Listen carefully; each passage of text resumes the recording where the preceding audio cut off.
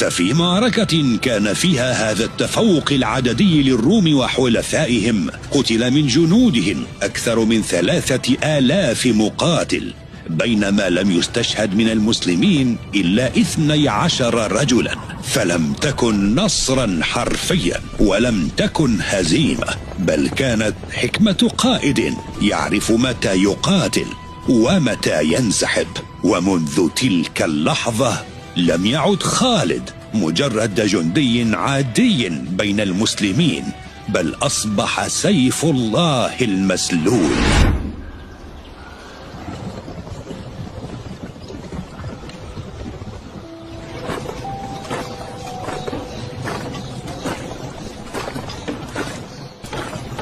لكن لم يفهم الجميع ما حدث في مؤتة.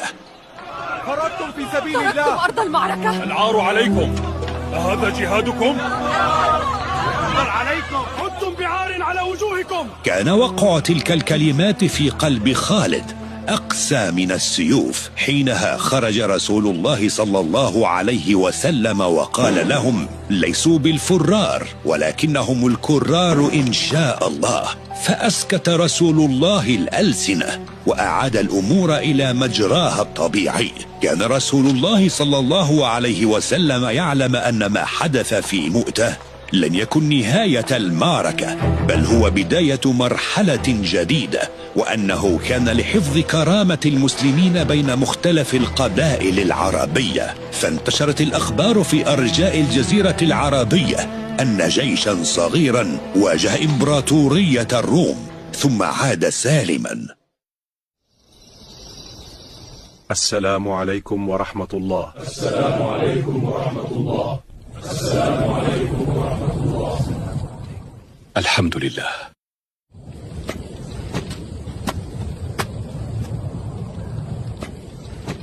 الحمد لله على نعمة الإسلام. كنت غارقا في الظلام، لم أعرف يوما هذه الطمأنينة ولا هذا السكون.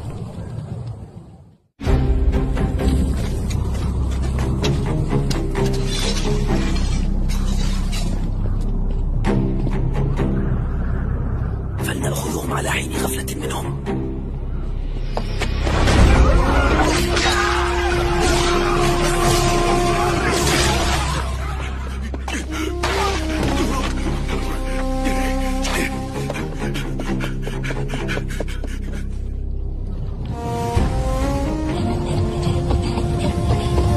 يا معشر المسلمين، لقد نكثت قريش عهدها، غدر بنا بنو بكر ليلا. نكثت قريش عهدها مع الرسول صلى الله عليه وسلم، فكان من ضمن بنود صلح الحديبية أن يتوقف القتال لمدة 10 أعوام، لكن بني بكر الذين كانوا في حلف قريش غدروا ببني خزاعة حلفاء رسول الله صلى الله عليه وسلم، بل وإن قريشا قد أمدوهم بالسلاح والعتاد، وظنوا أن الرسول لن يعلم بالأمر. لكن العهود إذا نقضت فلا بد من الحساب. لقد وصل الخبر إلى محمد، ولا شك أنه علم بما حدث. لا بد من تدارك الموقف قبل فوات الأوان، فإن ترك الأمر هكذا انقلب علينا. لن يقدر على هذا إلا رجل واحد. اذهب يا أبا سفيان إلى محمد، جدد العهد وأكد الصلح وأطل مدته. سيكون ما تقولون. خرج أبو سفيان مسرعا إلى المدينة ليحاول إنقاذ ما تبقى من هيبة قريش، لكنه لم يكن يعلم أن القرار قد اتخذ بالفعل. دخل على رسول الله فلن يجبه لا قبولا ولا رفضا. ذهب إلى أبي بكر فلم يكلمه هو الآخر، ثم إلى علي فلم يجد جوابا، ثم إلى عمر. والله لو لم أجد إلا الذر لجهدتكم به. وأخيرا إلى عثمان فما كلمه أيضا، فأدرك حينها أن الأمر قد تجاوز الكلام. وهنا عزم رسول الله صلى الله عليه وسلم على فتح مكة، لكن أبقى الأمر في نفسه حتى أنه قد أغفى الأمر عن أقرب الناس إليه، وأمر المسلمين بالتجهز لحملة عسكرية شاملة، لكنه لم يخبرهم إلى أين، وذلك كي يضمن السرية التامة كي لا تعلم قريش فتستعد لهم. فالفتح إن أريد له أن يتم بلا دماء وجب أن يكون في صمت. بدأ المسلمون بالتجهز ومعهم خالد بن الوليد. لن يكن استعدادا لمعركة معلنة، بل مسيرا نحو قدر لا يعرفه أحد. وبعد 3 أسابيع جاء الأمر المبارك. النفير يأمركم رسول الله بالنفير. تجهزوا يا أبناء الإسلام ليخرج كل قادر بسلاحه وراحلته. كونوا على استعداد كامل، سنتحرك إلى مكة، سنتحرك إلى مكة. اجتمع عدد كبير من المسلمين تحت قيادة رسول الله صلى الله عليه وسلم، وانطلقوا جميعا نحو الفتح العظيم. وفي الطريق شاهدتهم بعض القبائل الأخرى، فلما علموا بوجهتهم انضموا إليهم ليصبح عدد الجيش بالكامل 10,000 مقاتل، جيش لا طاقة لقريش بقتاله. وبينما هم في الطريق التقى رسول الله صلى الله عليه وسلم بعمه العباس مهاجرا من مكة، فانضم إليهم أيضا. أكملوا الطريق حتى وصلوا قرب مكة وعسكروا فيها وأشعلوا آلاف المشاعل، وذلك لمفاجأة وترهيب المشركين وإجبارهم على تسليم مكة بدون قتال. فكان النبي صلى الله عليه وسلم يريد فتح مكة بدون إراقة للدماء، وذلك لمكانتها العظيمة في قلبه وفي قلوب المسلمين. أشفق العباس على حال قريش بعد رؤيته لعدد المسلمين، وطلب من رسول الله صلى الله عليه وسلم أن يذهب لتحذير قريش، وأن المسلمين قد أتوا وأنهم لا قبل لهم بهم وأن يسلموا مكة بدون قتال. فأذن له رسول الله صلى الله عليه وسلم، وانطلق العباس رضي الله عنه نحو مكة. ما هذه النيران؟ والله ما رأيت مثلها قط. لعلها خزاعة أخرجتهم الحرب. خزاعة أذل وأقل من أن تكون هذه نيرانها. أبا حنظلة، أبا الفضل، ما الذي جاء بك إلى هنا؟ ويحك يا أبا سفيان، هذا رسول الله في الناس جاءكم بما لا قبل لكم به. محمد هنا؟ والله لئن دخلها عليكم عنوة لهلك قريش آخر الدهر. اركب معي أدخلك عليه، استأمنه قبل فوات الأوان.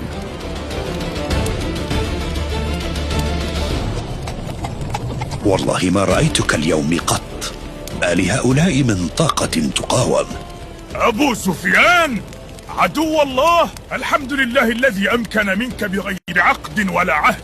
يا رسول الله، هذا أبو سفيان قد أمكن الله منه، دعني أضرب عنقه. يا رسول الله، إني قد أجرته. أشار رسول الله صلى الله عليه وسلم إلى عمر أن يكف، ثم التفت إلى العباس وأمره أن يبيت بأبي سفيان تلك الليلة، وأنه سيلتقي بهم صباحا. وبالفعل ذهب العباس رضي الله عنه وأبو سفيان إلى رسول الله في الصباح. نظر إليه رسول الله صلى الله عليه وسلم نظرة لم تكن غضبا بل حسما ورحمة معا، فقال له: أما آن لك يا أبا سفيان أن تعلم أن لا إله إلا الله؟ فاعترف بوحدانية الله. فقال له رسول الله صلى الله عليه وسلم: وأما آن لك أن تعلم أني رسول الله؟ فقال أبو سفيان: بأبي أنت وأمي ما أحلمك وأكرمك وأوصلك،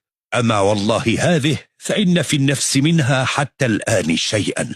وبعد ضغط من العباس رضي الله عنه أسلم أبو سفيان. ثم قال رسول الله صلى الله عليه وسلم: من دخل دار أبو سفيان فهو آمن، ومن دخل المسجد الحرام فهو آمن، ومن أغلق عليه بابه فهو آمن. حينها خرج أبو سفيان من الخيمة رجلا غير الذي دخلها. أمره رسول الله صلى الله عليه وسلم أن يبقى لصباح اليوم التالي ليشاهد جند الله وهم يتقدمون في نظام تام ومتكامل، نظام لم تعرفه مكة من قبل. فأثنى أبو سفيان على النبي وانطلق إلى مكة ليخبر أهلها بكل ما حدث. وعلى مشارف مكة أخذ رسول الله صلى الله عليه وسلم يوزع القادة على الكتائب.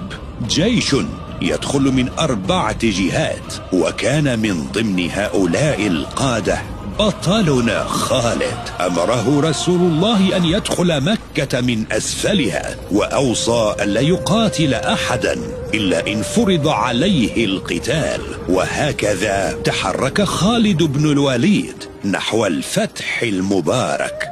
لكن في الجهة الأخرى لم يكن الجميع قد استسلم، فقد اجتمعت مجموعة من محاربي قريش للتصدي للمسلمين. كان على رأسهم صديق خالد في الجاهلية عكرمة بن أبي الجهل، ولسوء حظهم أنهم كانوا في طريق خالد.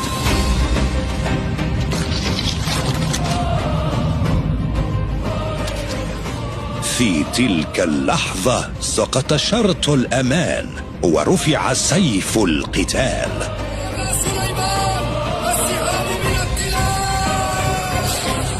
احتموا بالدرق، لا تتفرقوا. إذن تقدموا ولا تتهاونوا معهم.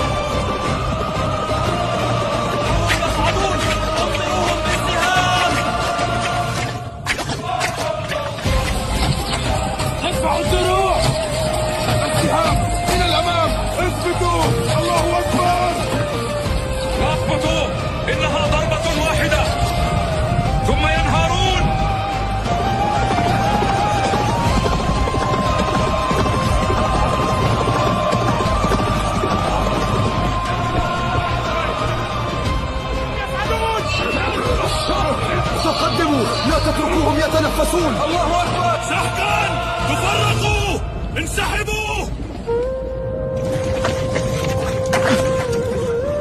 يا أبو سليمان، فروا جميعا. لا تتبعوهم، عودوا إلى الصفوف. لا قتال بعد اليوم إلا لمن قاتلنا.